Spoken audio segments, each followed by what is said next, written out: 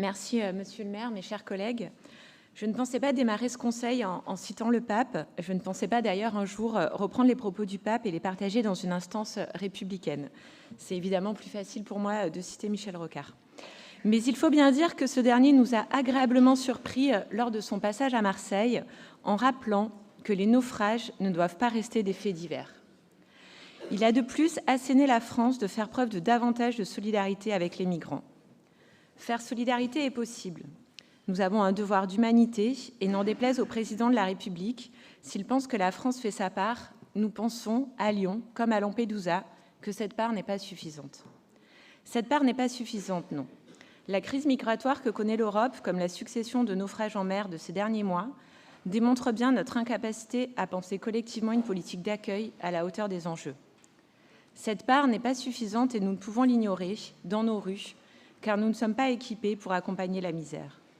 Nous ne pouvons pas fermer les yeux face à une situation où près de 20 000 personnes sont dépourvues de logement sur notre territoire, dont près de 3 000 des femmes, des hommes, des enfants, qui vivent à la rue ou dans des conditions extrêmement précaires et inacceptables. Le dernier rapport du Haut Comité pour le logement des personnes défavorisées parle lui aussi de naufrage. Il pointe le manque alarmant de moyens de l'État dans notre département. Il manque plus de 15 000 logements dans le contingent préfectoral des personnes dites prioritaires. Les préconisations du rapport sont claires. Comment reloger les naufragés du Dalo ? L'État doit désormais opérer un rattrapage des attributions manquantes depuis déjà 10 ans. Alors, si le maintien annoncé cette année de l'offre d'hébergement d'urgence aurait pu constituer un soulagement, non, il n'est pas inédit, il est en deçà des besoins. Comment penser que 203 000 places d'hébergement d'urgence pourront pallier les manques structurels de logements d'urgence en France ? La France compte aujourd'hui plus de 11 millions de pauvres. Et si nous assistons à un durcissement des conditions de vie des plus précaires, leur situation risque de se dégrader davantage dans le contexte géopolitique et économique que l'on connaît. Alors nous en appelons au gouvernement pour qu'enfin, aux côtés de la ville de Lyon, de la ville de Paris, de Marseille, il prenne sa part. Face à l'inflation, le gouvernement doit être à la hauteur et venir en soutien aux collectivités territoriales, celles qui souvent compensent l'absence de l'État sur les territoires. Nous ne pouvons accepter un projet de loi de finances qui ne fait pas sa part. Et la solidarité ne peut pas reposer uniquement sur la charité.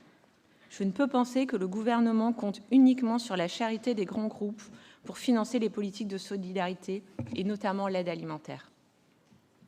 Alors que nous sortons d'un été de toutes les catastrophes climatiques, en Espagne, en Grèce, à Lyon, le gouvernement annonce un plan de financement de la transition écologique de 40 milliards, bien en deçà lui aussi des moyens attendus pour lutter contre le dérèglement climatique. Encore une fois, nous en appelons à prendre en considération les travaux du GIEC, car les faits sont là et ils sont réels. Les enfants nés après 2010 vont grandir dans des conditions climatiques mortelles. Et les enfants nés après 2010, ce sont mes enfants. Il s'agit aussi de vos enfants et de vos petits-enfants. Ça aussi, c'est réel. Pourtant, eux, les enfants nés après 2010, n'ont pas choisi le monde dans lequel ils vivent et sont contraints de vivre. Nous leur avons laissé et nous en sommes de fait responsables. Les crises sont multiples, mais les conséquences identiques. Je pense bien sûr aux milliers de réfugiés, près de 20 000, qui viennent d'arriver en Arménie après avoir quitté le Haut-Karabakh. Nous avons vécu ces derniers jours des crimes inacceptables. Et les Arméniens qui fuient le savent bien, aucun droit ne leur sera garanti par l'Azerbaïdjan. Alors je pense à mes collègues et amis, Georges Kepenekian et Jacques Balandian. Ils savent qu'ils peuvent compter sur nous et que nous serons à leur côté, dimanche, pour témoigner de notre soutien à l'Arménie et de notre appui dans leur juste combat. Je me félicite à ce titre, Monsieur le maire, du soutien de la ville de Lyon et de la subvention que nous allons voter pour l'Arménie, mais aussi pour le Maroc et la Libye, dont les peuples sont les premières victimes de catastrophes naturelles. Je me félicite de la coopération qui est la nôtre pour lutter contre les guerres et faire vivre la démocratie. Nous ne pouvons accepter que soit remise en cause l'intégrité territoriale de l'Arménie, comme nous ne l'avons pas accepté pour l'Ukraine. La Russie ne mène pas une guerre contre l'Ukraine, c'est une guerre contre l'Europe. Aussi, face à l'accélération de ces dérèglements, nous devons nous aussi accélérer nos objectifs et leur mise en œuvre.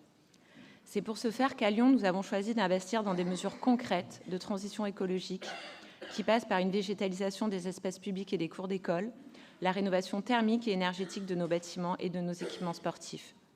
Si la dette patrimoniale dans notre ville est importante, elle ne doit pas se transformer en dette environnementale. Nous voterons dans ce Conseil des délibérations sur des sujets empreints d'actualité qui ont traversé l'été et la rentrée, à commencer bien sûr par le pouvoir d'achat qui chute et la précarité qui bondit. Pour faire face à cela, nous agissons à notre niveau depuis 3 ans.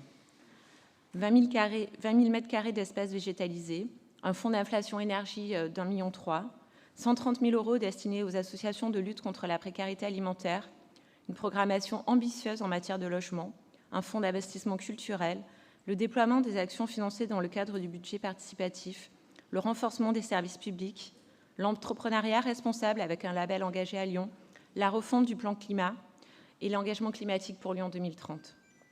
Sur ce point, d'ailleurs, nous allons aussi avancer une nouvelle fois sur la mise en place de la ZFE. Parce que si certains aiment leur bagnole, nous pensons que pour des raisons environnementales et de santé publique, il faut réduire la place de la voiture en ville. C'est aussi une ambition réaffirmée pour nos enfants, avec de nouvelles écoles et un projet éducatif faisant de Lyon une ville à hauteur d'enfant. Agir pour mettre fin aux assignations scolaires, redonner enfin du sens à cette promesse républicaine qui permet de garantir l'émancipation, l'égalité des chances, le développement et l'épanouissement de nos enfants. Le projet politique que nous défendons repose sur l'engagement de tous pour être à la hauteur des espoirs. Espoir d'une égalité réelle, espoir d'une justice sociale. Car non, la justice sociale ne peut être un supplément d'âme. La justice sociale, c'est permettre à toutes et tous de vivre dignement dans des bâtiments et des quartiers façonnés pour le bien vivre. En cette rentrée, les chantiers sont immenses et les droits fondamentaux sont menacés de toutes parts. Il y a 1 an, la Cour suprême des États-Unis portait un coup redoutable contre le droit fondamental à l'avortement. En Europe, Malte et Andorre, ce droit est interdit. En Pologne, en Hongrie, en Italie, les interdictions revêtent le même caractère et les mêmes incidences. En ce 28 septembre, les appels sont immenses pour manifester pour défendre le droit à l'avortement. Je tiens à témoigner la solidarité du groupe socialiste avec toutes les femmes du monde et particulièrement avec celles qui vivent dans des pays qui interdisent totalement ou partiellement le droit à l'avortement. Une femme meurt toutes les 9 minutes dans le monde des suites d'un avortement clandestin. Nous demandons donc et réaffirmons notre volonté à inscrire ce droit dans la Constitution française et dans la Charte européenne des droits fondamentaux pour que partout en France et en Europe, ce droit soit garanti. Les femmes doivent pouvoir disposer de leur corps comme elles l'entendent. Je fais donc le vœu en cette rentrée que nous arrêtions de faire reculer ce droit. Je fais le vœu qu'en cette rentrée, nous arrêtions de faire reculer les droits humains. Je fais le vœu aussi que nous soyons collectivement capables, nous aussi, de porter un ardent plaidoyer pour une société plus juste, plus inclusive, solidaire, respectueuse des différences et capable d'accueillir chacune et chacun. C'est en quelque sorte le vœu d'une république sociale, celle qui permet de lutter contre l'inégalité des chances, celle qui transforme la société, qui nous fait avancer comme nous le faisons à Lyon depuis 3 ans. Je vous remercie.